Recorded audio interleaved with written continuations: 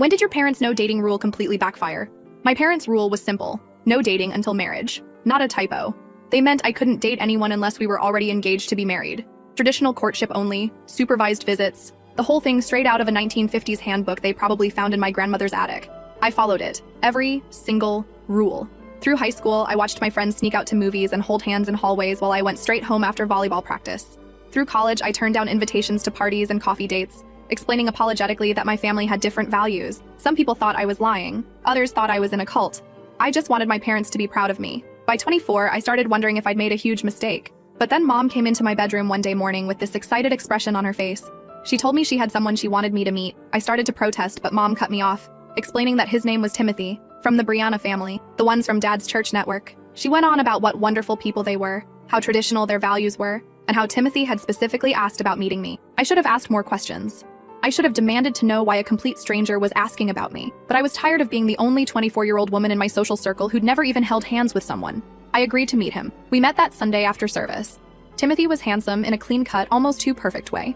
Dark hair, nice smile, good posture. He shook my hand formally and called my father, Sir. He told me it was wonderful to meet me, that my parents had told him so much about me. We sat in my parents' living room while Mom brought out coffee and cookies.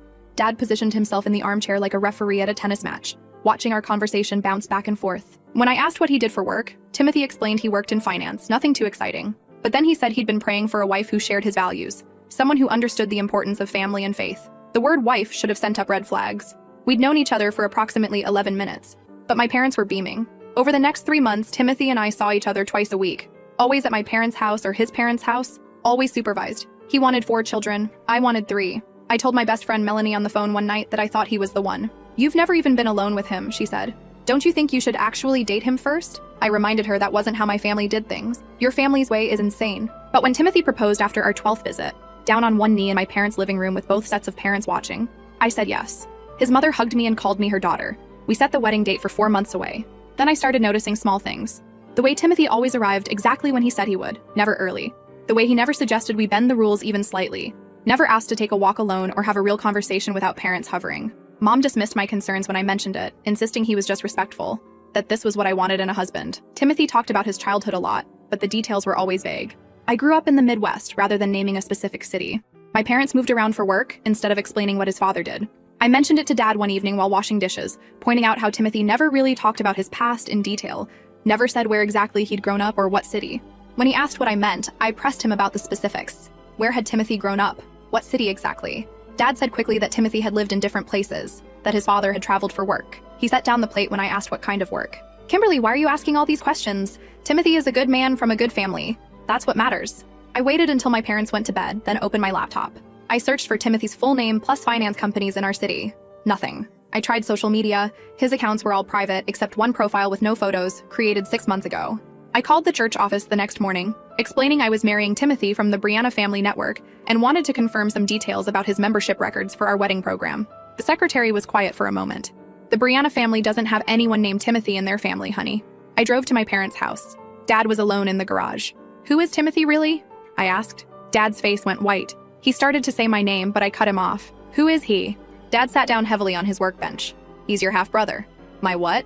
I had an affair 26 years ago, before you were born. Timothy's mother and I. It was a mistake. She moved away. I sent money. When Timothy reached out last year wanting to connect, I panicked. Your mother doesn't know. I thought if I could just... He looked up at me with desperate eyes. I thought if I could bring him into the family properly, through marriage to you, I could legitimize him without admitting the truth. You weren't supposed to find out. You were just supposed to follow the rules. I left without saying another word. I called Timothy, or whoever he actually was, and told him I knew everything. He started crying, saying he was sorry, that Dad had manipulated him too, promising him a place in the family if he went along with this insane plan. Update. Okay, so I know you're all waiting for this update, and honestly, I've been sitting here for the past 3 days trying to figure out how to even start explaining what happened after I posted.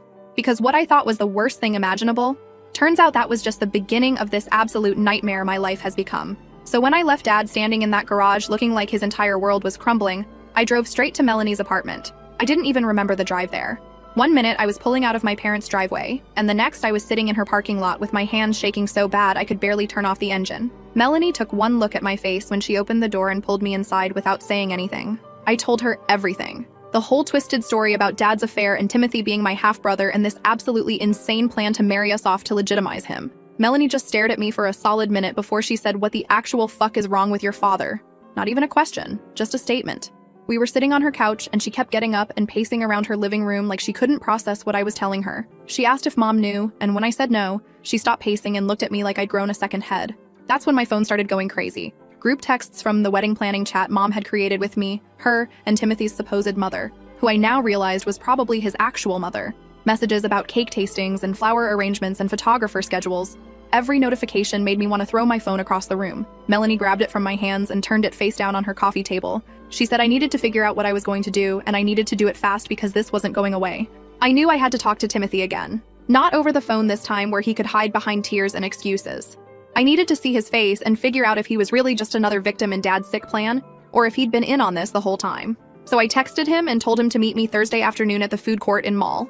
Public place, lots of people around. Nowhere for either of us to make a scene. I was sitting at one of those tables near the Panda Express, and when he walked up, I didn't stand or hug him or do any of the things I would have done a week ago when I thought he was my fiancé. I just looked at him and waited. He sat down and immediately started talking about how sorry he was, how he never meant for any of this to happen, how Dad had promised him a family and a place to belong. I cut him off. I told him to start from the beginning and tell me everything. When did he find out Dad was his father? When did this plan start? And how the hell did he think marrying his own sister was going to work out? Timothy looked around like he was checking to see if anyone was listening. Then he leaned forward and started talking in this low voice. He said he'd known about Dad his whole life. His mother had told him when he was 12 that his father was married to someone else and had another family. She'd shown him pictures of Dad that she'd kept, told him his name, told him where he lived. Timothy grew up in Wisconsin watching from a distance as Dad built this perfect traditional family with Mom and me. I asked why he didn't just introduce himself like a normal person. Why this elaborate charade? Timothy said Dad panicked when he first contacted him. Dad sent him money at first, told him to stay away, said his life would be ruined if anyone found out about the affair. But Timothy kept pushing. He said he deserved to know his father, deserved to be part of the family. So Dad came up with this plan. According to Timothy, Dad had convinced him that if he could join the family the right way through marriage, it would be easier for everyone to accept. That once we were married and established, Dad would eventually reveal the truth, and everyone would be so used to Timothy being around that they'd just accept it. Timothy actually sat there and tried to tell me this made sense to him at the time. He said he was desperate for a father and a family, and he didn't think it through. I asked him when exactly he figured out I was his sister. Like, at what point in this insane plan did he realize he was being asked to marry his own half-sibling? Timothy looked down at his hands and admitted Dad had told him from the very beginning, before we even met. He'd known the entire time. I lost it. Right there in the middle of the food court, I lost it. I told him he was just as sick as Dad, that I didn't care how desperate he was for family, what kind of person agrees to marry their own sister. People were starting to stare, but I didn't care. Timothy tried to reach across the table like he was going to take my hand, and I yanked it back so fast I knocked over my cup of water. He started saying that he thought maybe we could just go through with the ceremony and then get it annulled quietly later, that Dad had convinced him this was the only way. That's when I realized Timothy wasn't some innocent victim. He was a grown man who had made a choice to go along with this because it benefited him. He wanted access to Dad, to the family, to whatever inheritance or legitimacy came with being acknowledged, and he was willing to destroy my life to get it. I stood up and told him to stay away from me, stay away from my family, and if he contacted me again, I'd tell everyone in Dad's church network exactly what he tried to do. I left him sitting there and walked out to my car.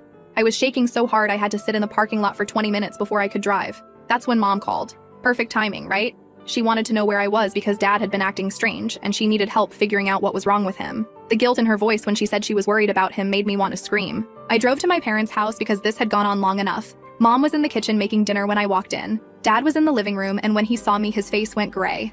I looked at Mom and told her we needed to talk. All three of us. Right now. Mom set down her cutting board and looked between me and Dad with this confused expression. She asked what was going on and why I sounded so serious. Dad started to say it was nothing, that we could talk about it later, but I spoke over him. I told Mom that Dad had something he needed to tell her, something he should have told her 26 years ago. The look on Dad's face was like I'd physically hit him. He kept shaking his head and saying we didn't need to do this now, that we should think about it first. Mom's expression changed from confused to suspicious, and she asked what he was talking about. I looked right at Dad and said, "Go ahead. Tell her about Timothy. Tell her who he really is." And that's when Dad did something I never expected. He turned to Mom and denied everything. He said I'd misunderstood, that Timothy was exactly who they'd said he was, from the Brianna family network. He looked at me like I was crazy and asked Mom if she'd noticed me acting strange lately, if maybe the wedding stress was getting to me. Mom's eyes were going back and forth between us, and she asked me what I was talking about. I pulled out my phone and played the voicemail Timothy had left me after our first confrontation, the one where he was crying and apologizing and saying Dad had manipulated him, where he said he was sorry for going along with the plan to marry his half-sister. I watched Mom's face as she listened to Timothy's voice saying the words half-sister and Dad's plan. Mom grabbed the counter. She asked Dad if this was true. Dad tried to say the recording was taken out of context, that Timothy was confused. But Mom's voice got very quiet and very cold. She told him to stop lying to her. She asked him directly if he'd had an affair and if Timothy was his son. The silence in that kitchen felt like it lasted forever. Finally, Dad sat down at the table and admitted it. He told Mom about the affair 26 years ago, before I was born. He said it was a mistake, that the woman had moved away, that he'd sent money all these years. Mom asked why Timothy was here now, and Dad tried to explain his plan about bringing him into the family through marriage to me. Mom's reaction was not what I expected. She didn't cry or scream or throw things. She just looked at Dad with this expression of complete disgust and told him to get out of her house. Dad started to argue, and she repeated herself louder. She told him to pack a bag and leave and not come back until she said he could. She said she needed time to think and she couldn't do that with him in the same house. Dad looked at me like this was my fault, like I'd betrayed him by telling Mom. I stared right back at him and said he'd betrayed all of us first. He left the kitchen and went upstairs. We heard him moving around in the bedroom, opening drawers and closet doors. Mom sat down at the table and put her head in her hands. She asked me how long I'd known. I told her I'd just found out, that I'd called the church office to confirm some details, and they'd never heard of the Brianna family. That's when I'd confronted Dad. Mom said she'd been married to him for 27 years and never suspected anything. She asked if I'd met Timothy in person after finding out the truth, and I told her about the mall conversation. Mom wanted to know if Timothy had known from the beginning. When I told her yes, that Dad had told him before we ever met, she stood up and walked to the sink. She said something that surprised me. She said she'd always thought there was something off about Timothy. Something too practiced about the way he interacted with our family. She dismissed it as him being nervous, but now it made sense. Dad came back downstairs with a duffel bag. He tried one more time to explain himself, but Mom held up her hand. She told him she didn't want to hear it right now, that she needed space to process what he'd done. She said she'd contact him when she was ready to talk, and until then he should stay with his brother or find a hotel. Dad looked at me again and I refused to feel guilty. After he left, Mom and I sat in the living room for hours. She wanted every detail of my interactions with Timothy. Every red flag I'd noticed, everything Dad had said in the garage when I confronted him. I told her all of it. She asked about the wedding and I said obviously it was canceled. Mom nodded and said she'd start making calls in the morning. But here's where it gets even more complicated because apparently this story wasn't twisted enough already. Mom's phone started ringing around 9 that night. It was Francis, Dad's brother. He said Dad had just shown up at his house and was telling him some story about me having a breakdown and calling off the wedding over nothing. Francis wanted to know what was really going on. Mom told him everything. I heard Francis go silent on the other end of the phone, and then he started yelling, loud enough that I could hear him from across the room asking what the hell was wrong with Dad. Mom had to hold the phone away from her ear. Francis said he was coming over and hung up. He showed up 30 minutes later. Francis is not a small man, and he looked ready to drive straight back to his house and physically remove Dad from his guest room. He kept pacing around the living room asking how Dad could be so stupid and selfish. He looked at me and apologized. Said he had no idea any of this was happening, that Dad had never mentioned having another son. That's when my phone buzzed with a message. It was Timothy's actual mother. The woman I'd thought was part of some church family network. She said she heard about what happened and wanted to talk to me. She wanted to explain her side of things. And that's where I'm at right now? Mom is upstairs figuring out how to cancel a wedding that's supposed to happen in less than 4 months. Francis is in the kitchen calling other family members to do damage control before Dad tries to spin this as me being unstable. Timothy's mother apparently wants to have a conversation with me about her affair with my father and her role in this nightmare. I have no idea what happens next. All I know is that the man I was supposed to marry in 4 months is my half-brother. My father is a manipulative liar who was willing to let us commit what would basically be incest to cover up his affair, and my entire life has imploded in less than a week. So, yeah. If anyone has advice on how to navigate this absolute disaster, I'm all ears. Last update. Alright everyone, I'm back with what I hope is the last update to this absolute disaster of a situation. To everyone who's been following along and leaving supportive comments, thank you. Seriously. I've been reading every single one and they've honestly kept me sane through the past 2 weeks of my life completely falling apart. So when I left off, Timothy's mother had texted me wanting to talk. I ignored it for 2 days because honestly I didn't know if I could handle another conversation with another person who'd been part of this nightmare. But she kept texting. Not harassing me or anything, just these messages saying she understood if I never wanted to speak to her, but she had things she needed to tell me about Dad and about Timothy that I deserved to know. Finally on Saturday morning, I was at Target picking up stuff for Mom because she basically hadn't left the house since Dad moved out. And I was standing in the cleaning supplies aisle staring at trash bags when my phone buzzed again. Another text from Timothy's mother, whose name I now knew was Angelica. She said she was in town and would I please meet her somewhere public, just for 30 minutes. I texted back fine and told her to meet me at Riverside Park in an hour. The one with the big walking trail and the picnic pavilions. I figured if she tried anything crazy, at least there'd be joggers and dog walkers around. I finished shopping, dropped everything off at Mom's, and drove to the park. Angelica was already there sitting at one of the picnic tables near the playground. I recognized her immediately from the few family dinners we'd had together back when I thought she was just Timothy's nice traditional mother. She looked older than I remembered, tired. She stood up when she saw me walking over but didn't try to hug me or anything, just gestured to the bench across from her. She started by apologizing. Not the fake kind of apology where someone's trying to make themselves feel better, but this raw, genuine one where she said she was sorry for every single thing that had happened, that she'd made terrible choices 26 years ago and worse choices in the past year. I sat down and told her I didn't come here for apologies, I came here for answers. I wanted to know how she could have let her son agree to marry his own half-sister. Angelica looked down at her hands and said she didn't know that was the plan until it was already happening. When Timothy had first told her he'd made contact with Dad and they were building a relationship, she thought maybe her son would finally get the father figure he'd always wanted. She said she'd been young and stupid when she had the affair with Dad, that he'd told her he was going to leave his wife, but then I was born, and he chose to stay. She'd raised Timothy alone and always felt guilty that he didn't have a father. I asked her point blank when she found out about the marriage plan. Angelica said Timothy told her Dad had this idea about bringing him into the family through marriage, that it would legitimize everything. She'd immediately told him no, that it was insane and wrong and he needed to walk away. But Timothy had been so desperate for Dad's approval that he convinced himself it would work out. According to Angelica, Timothy had told her that Dad promised the marriage would just be a formality, that they'd get it annulled quietly after a year or so once everyone was used to him being around. She said she'd threatened to come forward and tell everyone the truth, but Timothy begged her not to ruin his chance at having a real family, so she'd stayed silent and hated herself for it. I asked why she was telling me this now. She said because Timothy had shown up at her hotel room the night after our mall conversation absolutely destroyed. He'd admitted that he'd actually developed real feelings for me during our supervised visits, that he'd started to convince himself maybe we could make it work somehow. That's when Angelica realized how deep into this delusion both Timothy and Dad had gotten. The way she described it made me want to throw up. Timothy had apparently convinced himself that since we'd never met until adulthood and didn't grow up together, it wasn't really that wrong, that we could be married and just never tell anyone the truth. Angelica said she'd told him he needed therapy and to stay far away from me and my family. I asked where Timothy was now. Angelica said he'd gone back to Wisconsin. She'd bought him a plane ticket and driven him to the airport herself. She said he was planning to stay with friends there and figure out his life away from all of this. I told her that was probably the smartest decision anyone in this situation had made. Then she asked me about Dad, whether he was still trying to defend himself, or if he'd actually taken responsibility for what he'd done. I told her the truth, that Dad was staying with his brother Francis, and as far as I knew, he was still trying to spin this as a misunderstanding. Angelica shook her head and said that sounded exactly like the man she remembered from 26 years ago. When I finally went back to Mom's house that evening, I found the place full of people.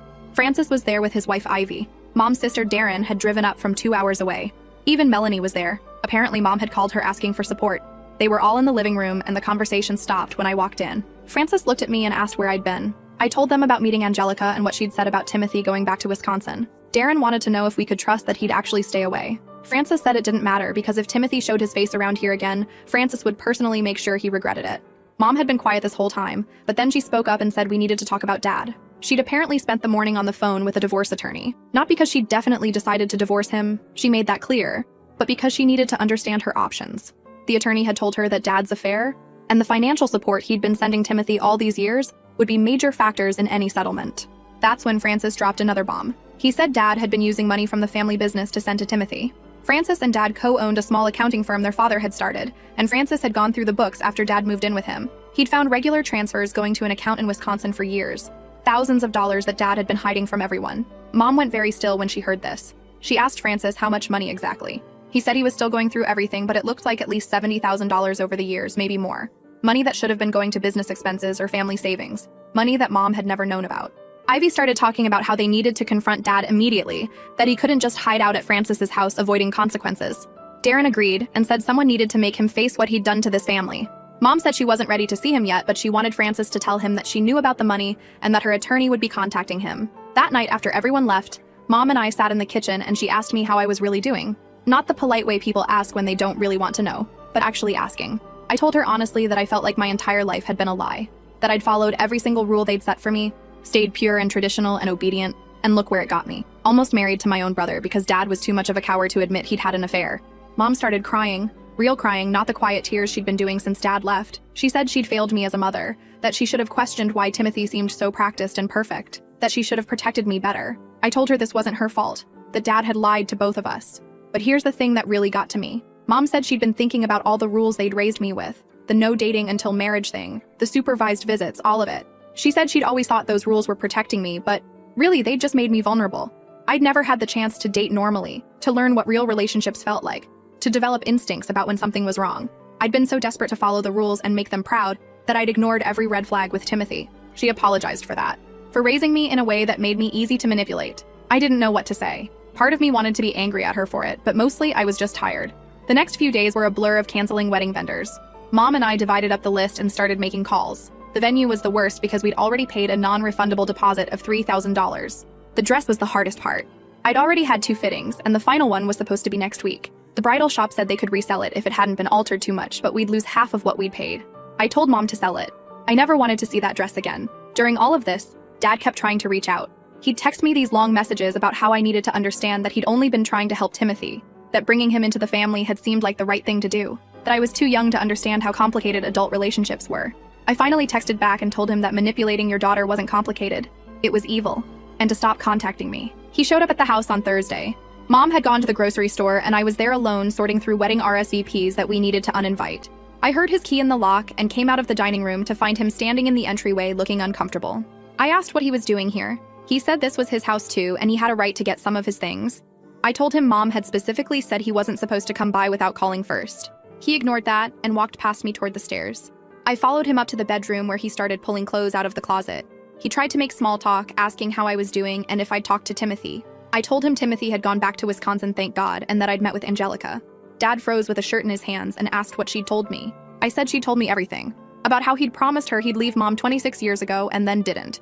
About how he'd been sending money to Timothy all these years. About how he'd convinced Timothy that marrying me was somehow a legitimate plan. Dad put the shirt down and turned to face me. He tried to explain that things had been complicated back then, that he'd made mistakes, but he'd been trying to make them right.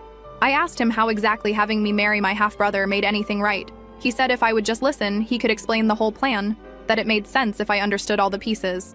And that's when I realized Dad actually still thought he'd done nothing wrong. He genuinely believed that his plan had been reasonable and that everyone else was overreacting. He started telling me about how hard it had been to balance supporting Timothy secretly while maintaining his life here. How stressful it was to keep the secret all these years. I cut him off and told him I didn't care. That he'd had 26 years to tell the truth, and instead he'd chosen to manipulate everyone around him. That he'd been willing to let me marry Timothy and live a lie forever, just so he didn't have to face consequences for his affair. That he was selfish and delusional, and I wanted nothing to do with him. Dad's face changed then. He got this cold expression and said I was acting like a child throwing a tantrum. That when I matured and had my own adult relationships, I'd understand that sometimes you had to make hard choices. That he'd been protecting me by not telling me the truth sooner. I laughed. I told him that protecting me would have been not introducing me to Timothy in the first place.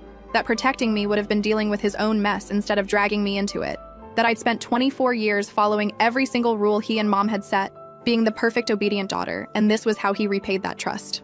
He tried to reach for my shoulder and I stepped back. I told him to finish packing his stuff and get out. He asked where he was supposed to go and I said I didn't care. That Francis's house or a hotel or back to Wisconsin were all options, but he wasn't staying here. Mom came home while Dad was still packing. She took one look at his car in the driveway and came inside ready for a fight. She found us both in the bedroom and asked Dad what he thought he was doing. He said he was getting some clothes since he'd been kicked out of his own house. Mom said calmly that he'd kicked himself out when he decided to have an affair and lie about it for 26 years. They started arguing. Real arguing. Not the polite disagreements they'd had throughout my childhood. Mom brought up the money Francis had found, asked Dad how he could steal from his own business and family to support his secret son. Dad tried to say it wasn't stealing. It was his money too. He could use it how he wanted. Mom said that money should have gone to their actual family, to my college fund and their retirement and the mortgage. Dad said Timothy was his actual family too, that he'd had a responsibility to support his son. Mom asked why that responsibility was more important than being honest with his wife and daughter. Dad didn't have an answer for that. The argument went on for maybe 20 minutes before Dad finally grabbed his bag and left. Mom and I stood at the bedroom window watching him drive away. She said she was calling her attorney on Monday to file for divorce. She'd spent the past 2 weeks trying to decide if the marriage could be saved, but after seeing him today, after hearing him still defend his choices, she knew it was over. I asked if she was sure. She said she'd never been more sure of anything, that she'd spent 27 years married to a man who was capable of this level of deception and manipulation, and she was done. The church community found out about everything the following Sunday. I don't know who told them. Maybe Francis or maybe Dad tried to spin his version of events. But by that afternoon, my phone was blowing up with messages from people I barely knew. Mom and I decided not to go to service that day or the next. We needed space from all of it. Melanie came over and we spent the day watching movies and eating pizza and not talking about Dad or Timothy or any of it. It was the first normal day I'd had in weeks. By Monday, Francis had told us that Dad had moved out of his house too. Apparently, Ivy had made it clear that Dad wasn't welcome there anymore after what he'd done. Dad had gotten a short-term rental apartment across town. Francis said Dad was still working at the firm, But they'd had a serious conversation about the money situation, and Dad had agreed to pay back everything he'd taken. So that's it. That's the end of this nightmare. My engagement is canceled, my parents are getting divorced, I'm moving out on my own, and I'm starting to build a life that's actually mine, instead of one that follows someone else's rules.